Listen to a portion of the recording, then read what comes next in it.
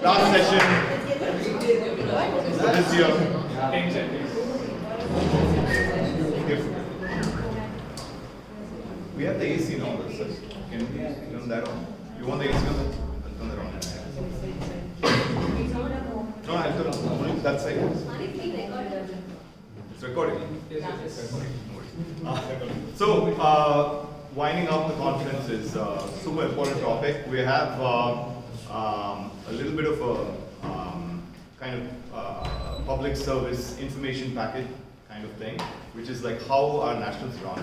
So we had initially when Ops was looking at taking care of the nationals, since we cancelled the Lucknow election because of unavoidable reasons, like we were struggling a little bit, and then the choices were made on venue and all that, and Bangalore was chosen. At the same time, there was also we were going through the teams that made the top 16 to participate in elite nationals, and due to one dropout, we actually invited Air Vendors Neo to be. They were given the bid, but they really wanted to run nationals, so they dropped out.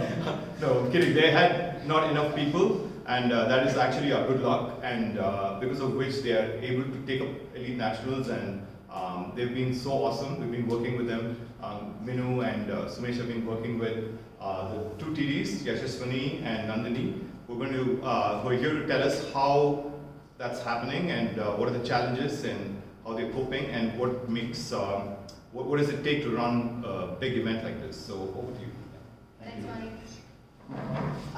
Hi, so I'm Nandini, this is Yash, and we'd like to just take you guys through how we've been going about organizing a national tournament where to be mindful about teams traveling in from pretty much the whole country, and just the kind of ops and everything that it takes to basically put up the national tournament.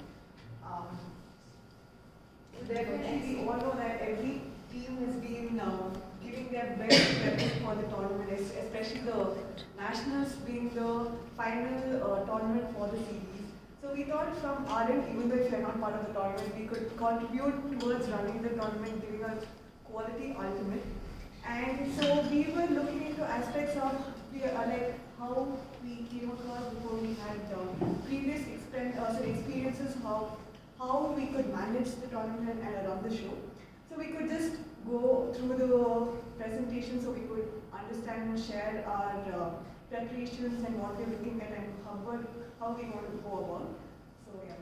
So essentially we're working very closely with the UBI. It's not like just an Air Vendors organizing the thing. It's like basically everyone from the ultimate community who is in a place to contribute is helping towards it. UBI is one of the main bodies here. The other is Air Vendors, of course. I think most of you all will know that we've been around for about 7 years, and by looking up on what all tournaments we've organized in the past, we came upon an interesting fact that since 2015, almost every year either we've co-hosted or helped organize one tournament except in 2017, which we thought was pretty cool. Can you just go to the next one? So just before we go into the planning and organizing, sorry, I'm just, let's see, so I might be taking these pauses. Okay, can we do this first? Before going ahead, being a TD, we would want to understand what would you think is responsible, or the things like the challenges that we have for this. Just a quick 1 to 5 seconds, if you could also be part of the presentation. What would you think would be the responsibilities of the TD? For bronze. Yeah. I think that's every player's responsibility. Safety, accommodation, travel, Finance. money. Oh yeah, definitely, yes. So before getting to, all of these tasks and responsibilities, there are a few things that are the benefits of being a TD, and this is more on an individual level as well. For us, it's helped us with our leadership skills. It's helping us out for our people management skills because we're talking to so many new people. We're like coordinating with like some 100 different people at the same time. So it just kind of brings out better, like it just helps you grow as a person as well. So just to add on to this, since the time I started being a part of Airbenders Club, it was very new to me as well, this sport. So when I was exposed to this sport, I was really excited, first of all, to learn a new game because even I was always inclined towards playing certain games or the other every weekend. And over the period, due to my personal reason, I took a break from the game time, but still I couldn't get away from the ultimate community. So I thought from our end, like a club, we could invest and support our time to the community so that we could bring kind of support or the like the quality what we are looking at some or the other way. And especially these skills what we have just presented, it's not only helped me to grow in the ultimate, especially off the field, it has really helped me to like I can see the growth in my profession as well, to which I was awarded and I keep like thanking to the club as well as all the community people who have been encouraging us and supporting. It's such a lovely vibe to work with you all, and it's really nice to get along with you and organize such things, so that's really nice. So we thought this also would be part of the top what we would want to convey. So moving ahead, so this is the brief structure. So basically this presentation we have created so that any TD that is going to come up in the later stage, this might be a small document which might be helpful for them so that they can look into all the aspects and they can also organize a very nice tournament.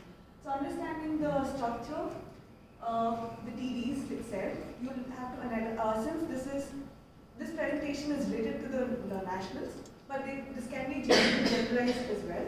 So where related to the nationals, we need to identify who are the people or the hierarchy whom we will be coordinating with, so that there will be no hiccup and everyone will be on the same page of the coordination. So as we see, we have UPAI, the board members, and the spirit director, so that the spirit of the game, that's the main thing, right? So that also is taken care. And the volunteers run the show very smooth. Again, coming to UPI, we'll be again coordinating with the sponsors for the budgeting and accounting, and then there'll be a team captain, so that anything, any requirement, any confirmation, or any sort of clarification you require could reach out to these people. And then again, under spirit director, there will be a spirit captains. And then volunteers will be dealing with the vendors, like to get the things done and go around. And any other concerned people, meaning like from the other teams, if there's any players that is willing to help us, they can directly get in touch with them and help us out getting things done. So this is the brief structure we've just jotted down. Yeah, coming to the tasks. So I think like you guys were mentioning about the different responsibilities. Yes, one is finding grounds where we can set up at least 2 or 3 fields so we can schedule a good number of games in a day. Ensuring the kind of facilities that are there available on the ground, like something as basic as water, shade, washrooms. Then creating a whole budgeting and accounting for every expense that we are incurring throughout the spread for the tournament. It could be for the ground, like as big as for the ground, or as small as like dozen bags. It has to be accounted for before and ensure that it's planned and taken care of well in advance. Then sponsors. I think all of us here know how it's so difficult to find and get budget, or we're always on a money crunch to organize these tournaments because grounds just take up so much of money and you want to do so many better things to improve the quality of the tournaments. So one of the things we're trying right now is actively looking out for sponsors. It could be sponsors who help us like with the venue, or who are helping us with say nutrition or hydration and things like that. So currently, we're just looking through the ultimate community because that'll just kind of fast track the process. But this has been like an active thing that we've been doing for nationals as well. Scheduling the games, I think Alex has been doing this for quite a while, and And we would really appreciate your work Yeah. and thankfully because all the tournaments we've been behind Alex to help us scheduling the games because that is one thing we It's the would. whole committee, competitions committee. Okay, I'm sorry for that. Yeah, So but you're that's the it. face. I am the face. but yeah, so adding on to this, it's not just the TDs or the volunteers who run the show, it's pretty much everyone from the entire community who kind of helps put little pieces together, help figure out some things, and it's like this whole big group of people who actually make this happen. Yeah. And scheduling. Coming to the team registration, so pretty much we have listed on all the tasks that we will be looking at while organizing a tournament. So you will, this is basically a checklist to ensure everything is like up to the mark, so that even if there's anything that in this topic, so that we will be able to find a solution right away, so that we've already addressed all these points. So these are the basic tasks that we've jotted down, like team registration, travel accommodation, definitely, because since it's a nationals, there will be few teams that will be coming outside the states as well. So it will be our prime duty to look into their requirement and safety concerns and all that.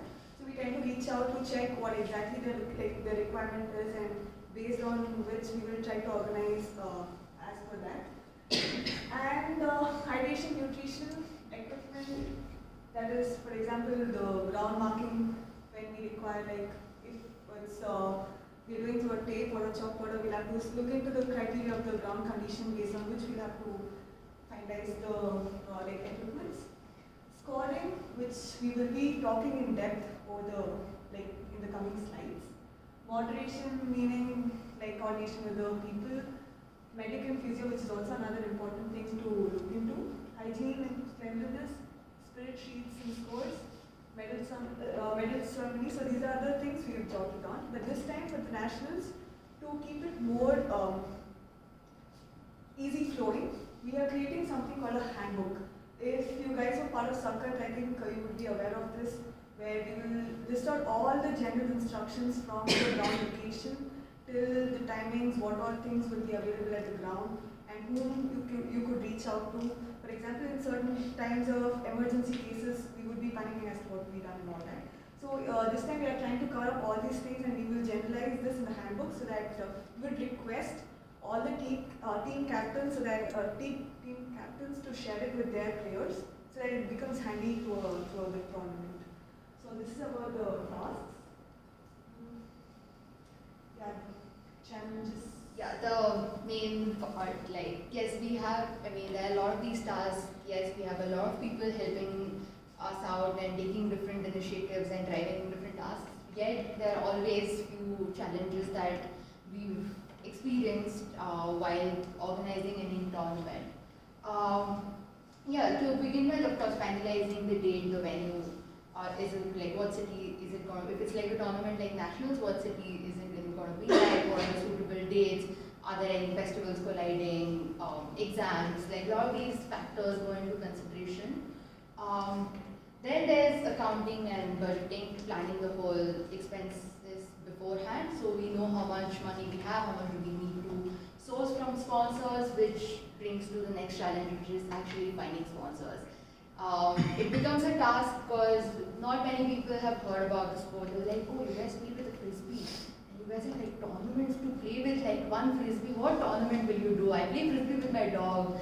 So these are the kind of responses you hear, and so finding sponsors for something that we're so passionate about, but people do not know the depth and the extent of it. So the conversations for even the sponsorship, yeah. To help us with the expenses of the tournament. So if we get sponsors on board, what it helps us is we can reduce the registration fees which we are collecting from the players. It becomes easier and smoother to organize the tournament, basically. So we get more money in. Yeah. So the conversations generally start with introducing the sport in introducing the structure of the sport and then the tournament structure, and to show that this is a national level event and it's a pretty serious deal, so please help us out. And that in a limited time is again a huge challenge. Finding travel and accommodations for, especially for the outstation teams, because it's not 1 or 2 people where you can host at our homes, but it's like entire teams who are coming in here who are going to be playing for 3 odd days. Scheduling the games depending on the availability of field. I think this had happened during Sakat. We had the field, but then we were not supposed to schedule games for like a couple of hours in between on one day, and on the second day, like this is happening. So you have to kind of keep all of that in mind while scheduling the games. And I think one of the major challenges is to actually pull in volunteers to help us out from the team, because it's not exactly like there's no very tangible incentives for the volunteers to come in and help you out. Nandini, can I just jump in? Yeah, Just sure. say something about sponsors. Yeah. Just to answer Vamsi and probably anybody else who's interested, is that like for most of the national championship series is about roughly 30 something tournaments. Yeah, so sectionals, regionals, and then the final set of tournaments is the nationals, right? So typically sectionals and regionals are run with 12 to 16 teams, and if you look at a 2-day tournament, we would get we would need somewhere between 4,000 to 5,000 rupees per team if it's like 12 teams to 16 teams.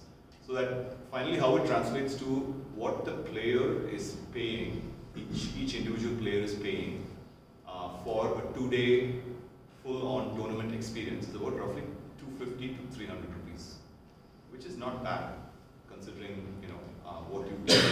You'll get water, you'll get bananas, and of course everything else is your responsibility, accommodation, food if you're an outstation player. But for sectionals, regionals, typically that is quite less. Right? So this is where we are. But now when it comes to nationals, also like sectionals, regionals, we want to keep it as a break-even tournament experience, meaning what the players put in should be enough to cover all these costs. But your grounds, you'll not be playing on high level, under the lights, AstroTurf fields. We're playing on some, regular flat grounds hopefully, and we play ultimate, right? We know how it is. It's sometimes tricky. But at nationals, what we want to do is have a really,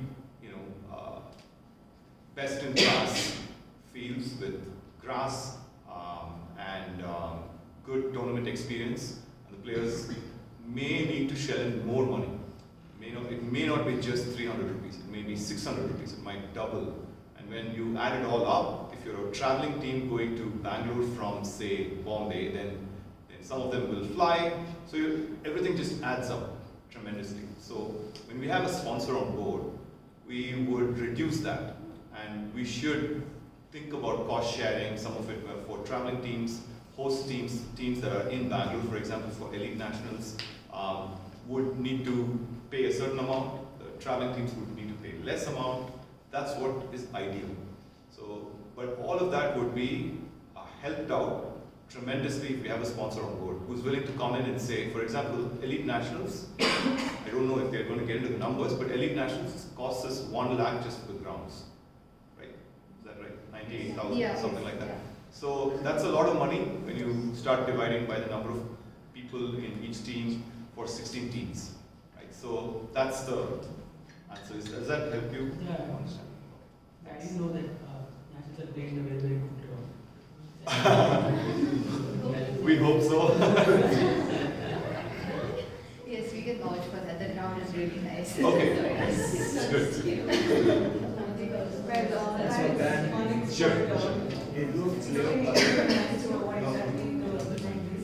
Moving ahead as to the challenges what we spoke about now. Okay, before this, the challenges we have broken into like 3 segments where pre-tournament planning, during tournament what we be facing certain things, and post-tournament, right? So pre-tournament, as what we discussed earlier, the situations where, especially the grounds, hall is where we've been addressing either the ground is very far off, so that we'll have to look into the traveling and all that. And when it comes to ground, the main thing what we'll have to see is the ground quality, because that's where we're looking at, right?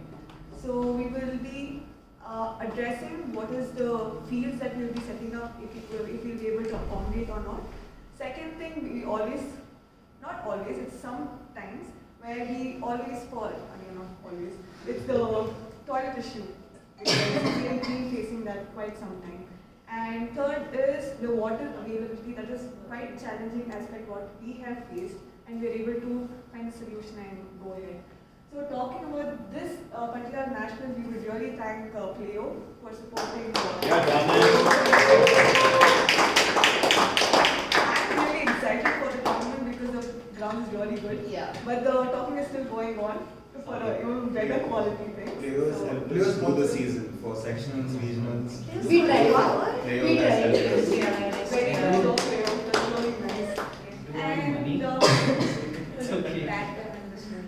so yeah, along with that, budgeting, I like what we just did earlier, like we have to understand what exactly the requirements is.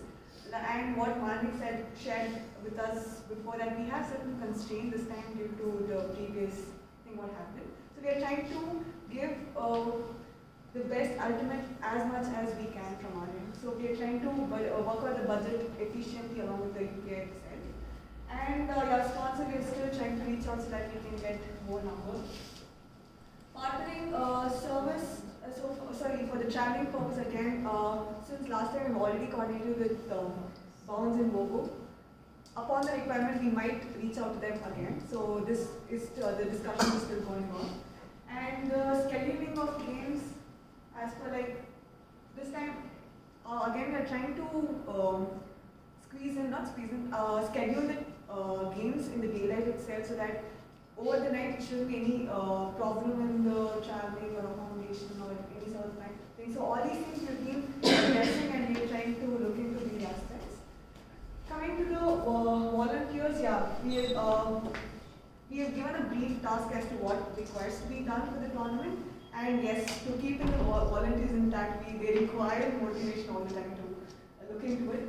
So, and yeah, we are trying to following up with them regularly so that we can achieve the task since it's a time bound, right? So this is what we're looking at regarding the pre-tournament. Yeah, we'll just go to the next slide. So while the tournament, during the tournament, some of the major challenges are to ensure that the equipment is not lost, the equipment is like scoreboards, discs, cones, all of it is like safe and sound at the end of the 3 days. And we also have to ensure that the games start on time, which is the captains and the individual team's responsibilities, but it still needs to happen, especially the early morning games. Availability of first aid and emergency services at all times. The team needs to know who to reach out to if there's an emergency or a medical emergency. Ensure all the spirit scores are being submitted, there's no miscommunication or missubmission of any of the spirit scores. Clean, hygienic, sanitation. So these are some of the during the tournament challenges. So for that what we've been planning to do is we want to assign specific people for specific tasks. Like these 2 people are constantly in charge of water.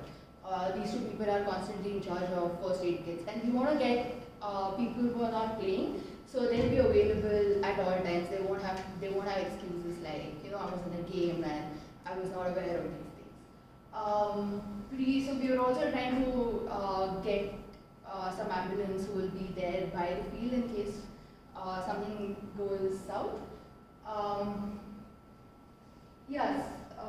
Yeah, I think you guys can also read things. I don't want to just read it out. Just to add on to this time, for the food, we are trying to do something creative. Yeah. So there's one person, Emma, that is from Edinburgh. She gave us a suggestion that this time they could do a fundraiser event, because we had got a message from the UPI regarding the funds, right? So we thought from our end we could help the community as well.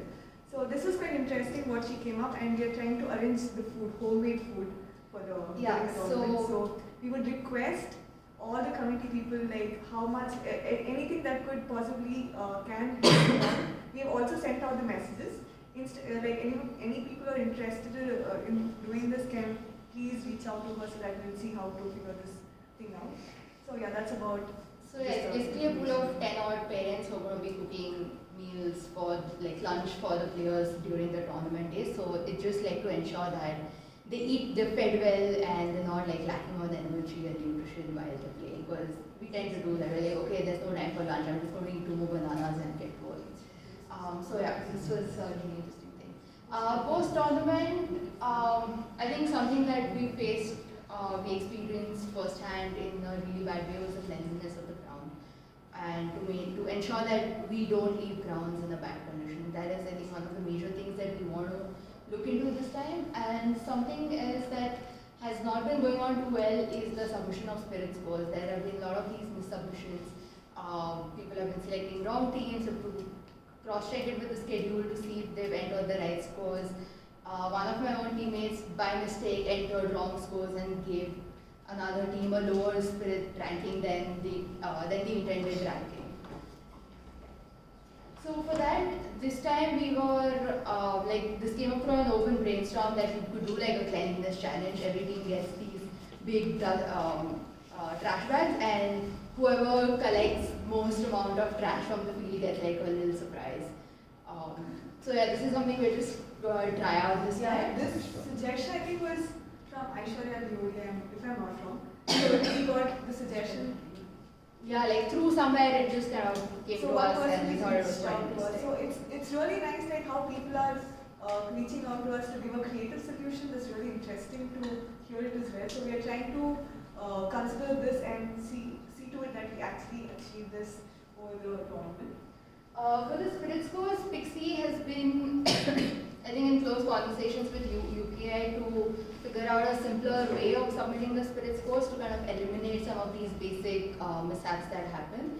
So I think he's taking that up quite actively and trying to design a new way of submitting the spirit scores. So that's how we've been planning the tournament so far. So yeah, we're open to questions now. Yes. Oh, it was like this, okay. Any questions? So Pixie's your solution for spirit scores problem? No, I mean, I've been telling him, if you want to design a new form, please tell me. I love doing these things.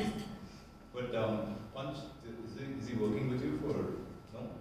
So Punch designed our spirit score software. That's what we all use. So I think you should talk to Pixie. Yeah, or tell Maybe me. before he, Yeah, to make that. he doesn't have to reinvent the wheel, right? I mean, you already have a system in So I place. think it's just about tweaking some of the, because he was spirit director last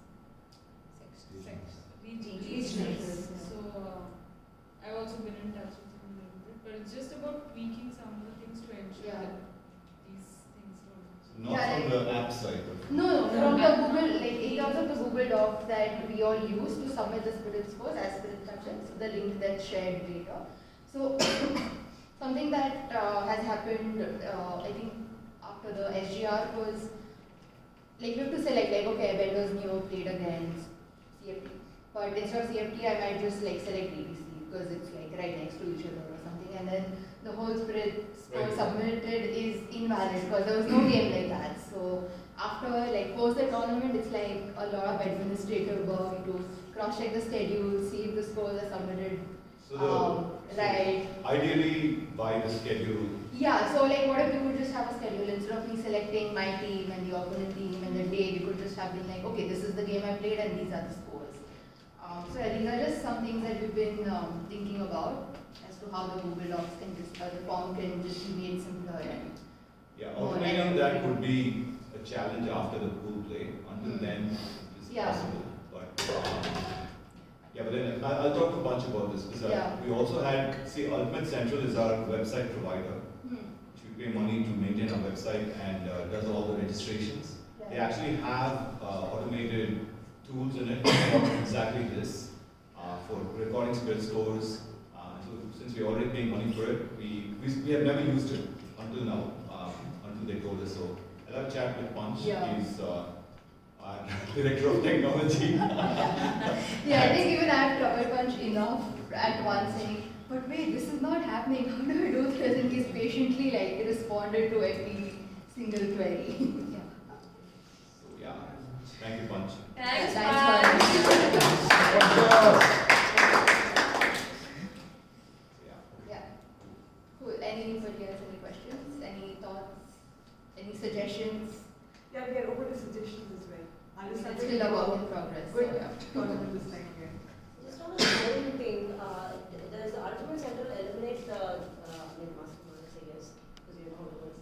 Does it eliminate the problem of having to submit the Google form and then again putting the score in the WhatsApp group? Because that's the thing that a lot of us are forgetting, because we feel like once we've done the Google form, it's done, and then we forget to immediately go to the WhatsApp group, and then by the time the end of the day comes, like, wait, what is the first game we played today, and then like putting it there, it's like. Yeah, how does it work? so according to the guy who runs Ultimate Central, he says that you wouldn't need to do that. You wouldn't need to Yeah. put it up in the WhatsApp group again, because it's going to be one link, and you can like simply go to that link and it'll be dynamic. It will update by itself. So the spirit directors and the tournament directors won't need you to again do that information. So that's ideal case scenario. We have a little bit of time till nationals. If we can figure it out, that's great. Otherwise, we'll just do it traditionally as we've done. We know it works most of the time. Yeah. So then we just have to be careful and have some people double check it. We have Yeah. a whole team now. to Like just do in that. one place, we can submit the scores in one place. So we take that. I think Ideally. competitions hasn't been checking the spirit scores, and we have been following the WhatsApp to get the scores. But what we do is we'll ask for access to the, if it's Google Forms, we'll take access to the Google Sheets and we can take the scores. Mhm. Because both the teams would have submitted the scores. So, yeah. I think like most of the folks and even the competitions committee are playing, right? So when you're playing in a team in nationals, it's really hard to have that bandwidth to do these kind of things.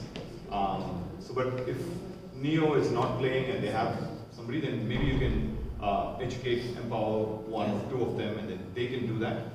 We'll give you access to, if Punch decrease, then they'll give you access to that drive, and then you can look at it, and you can maybe cross-check if that's what you're going to do. If we can do it the way, automated way that the website should offer, great.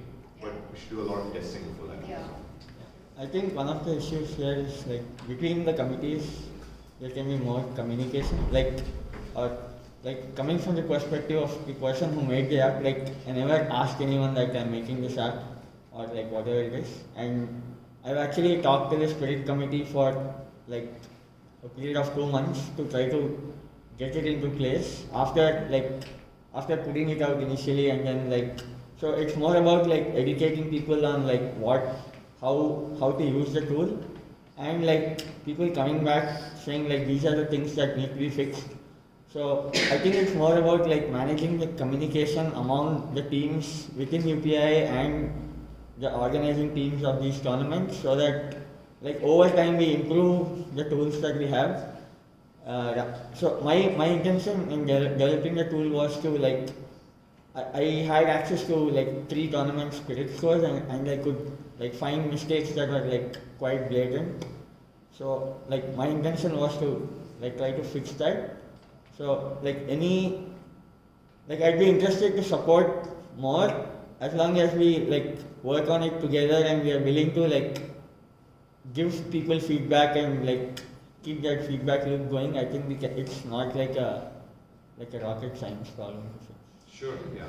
I agree, Punch. Thank you for pointing that out. I think that is one of our biggest weaknesses in trying to make committees, the communication flow happen smoothly. We are kind of in silos in that sense, and that's something that Ops and us will work together to fix that. But yeah, thanks for pointing that out. Cool. Yeah, that's all from our side. Thank you.